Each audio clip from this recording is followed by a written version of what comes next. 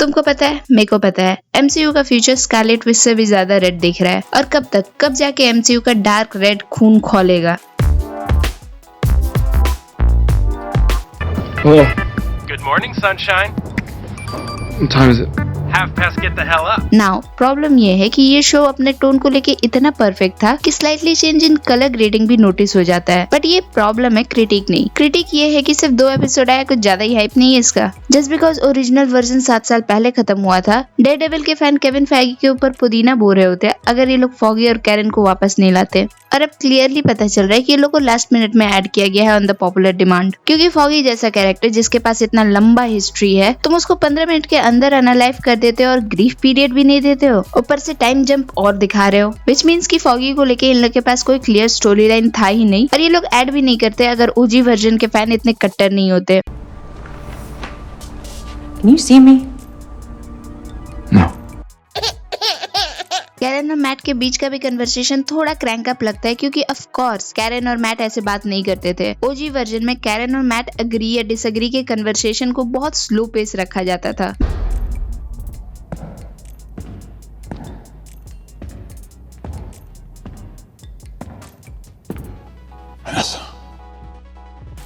Vanessa और फिस्क के relationship की बात करें तो वहाँ पे भी कुछ गड़बड़ चल रहा है। And by the looks of it Vanessa ने चीट किया है और इसलिए ये काउंसलिंग ले रहे हैं। वैसे जिस तरह की हरकतें हैं इनको थेरेपी ज्यादा सूट करेगा, लेकिन मेरे को वेनेसा और फिस्क के पावर कपल वाला रिलेशनशिप बहुत अच्छा लगता है। और हाँ, जो इको में नासपीटी इन लोगों ने फैलाई है उसको भी तो एड्रेस करना ही पड़ेगा। बस मैं ये नहीं चाहता कि वेनेसा की स्टोरी को ये लोग साइड लाइन कर दे। अब बात आता है एक्शन का।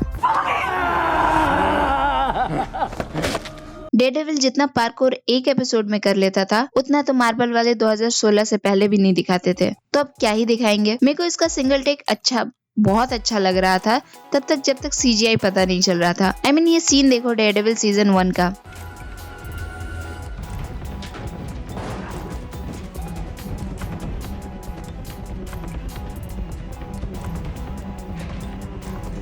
वर्सेस ये सीन जहाँ बुलजाई के पीछे वो टपक पड़ता है। तुमको समझ में आ जाएगा कि नेटफ्लिक्स वाले डेयरडेविल के लोग कट्टर फैन क्यों हैं। I mean, डीडी का एक्शन सिर्फ रॉ होने के कारण अच्छा नहीं था। इस एक्शन को देख के लोग अमेज हो जाते थे कि अरे ह्यूमनली ये भी पॉसिबल है। ऐसे ओरिजिनल टीम ही इस शो का भी एक्शन कोरियोग्राफ कर रही है। फिर बात करो तो फिस्क की कैंपेन की। पता नहीं क्यों मैं कैंपेन को सैंपेन पढ़ता हूँ, लेकिन ये इलेक्शन कैंपेन काफी रश फील नहीं होता है। कैंपेन के 15 मिनट के अंदर ही ये मेयर बन जाता है। इससे पता चलता है कि इनके पास स्पेस ही नहीं है एक्सपैंड करने का।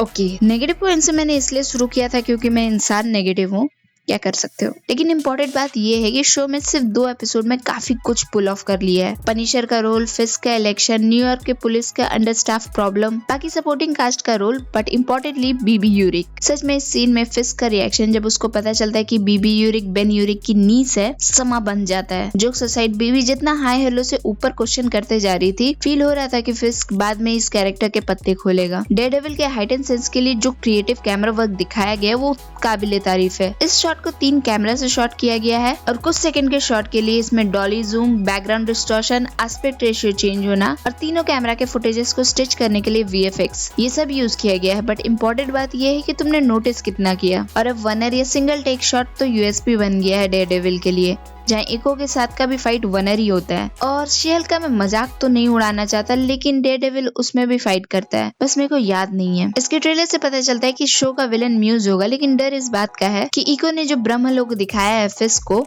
उसका कोई एक्सप्लेनेशन अभी तक नहीं मिला है। और फिस्क अगर इस सीजन विलन नहीं है तो कहीं उसके साथ भी एमसीयू का विलन वाला प्रॉब्लम ना हो जाए। मतलब किंगपिन भी कहीं खेती बाड़ी करने ना निकल जाए थैनोस की तरह, क्योंकि एमसीयू की ये पुरानी प्रॉब्लम है जहाँ वो विलन को रेड फ्लैग भी दिखाएंगे और पुकी भी। तो बस एमसीयू किंगपिन की मर्यादा रख ले। बाकी रस्ट फील होने का कारण ये भी है कि बुलजाई आउट ऑफ नोवेयर आके फॉगी को क्यों मारता है, और इतना प्रिसाइज एम रखने वाला जो पेपर क्लिप से मक्खी को मार देता है, वो फॉगी को हेडशॉट क्यों नहीं मारता है, चेस्ट पे क्यों मारेगा। और भला ना हो मार्केटिंग टीम का, ये लोगों ने ये भी बता दिया कि ये दोनों वापस आएंगे सीजन 2 में। और यही होता है अगर आप मार्वल फैन हो, सरप्राइज बोल के ये लोग सरप्राइज देते हैं। अब बात रही पुलिस वाले एंगल की, तो तुमने ये तो सुना ही होगा कि स्ट्रीट लेवल सुपर हीरो लोगों को रिलेटेबल लगते हैं क्योंकि ये ह्यूमन ही होते हैं, सुपर ह्यूमंस की तरह इनविंसिबल नहीं, और इंजरी इनको भी होती है। लेकिन क्या होगा जब पुलिस जैसी अथॉरिटी इन सुपर हीरो की तरह बिहेव करने लगे। और ये प्रॉब्लम एक्सप्लोर होगा क्योंकि न्यूयॉर्क का पुलिस स्टाफ काफी अंडर स्टाफ्ड है, जो कि बेस्ड है रियल लाइफ इवेंट पे, जहाँ पे पुलिस ऑफिसर्स पनिशर का लोगो यूज करते हैं अपने यूनिफॉर्म पे, जिसको पनिशर के राइटर्स काफी हेविली क्रिटिसाइज करते हैं।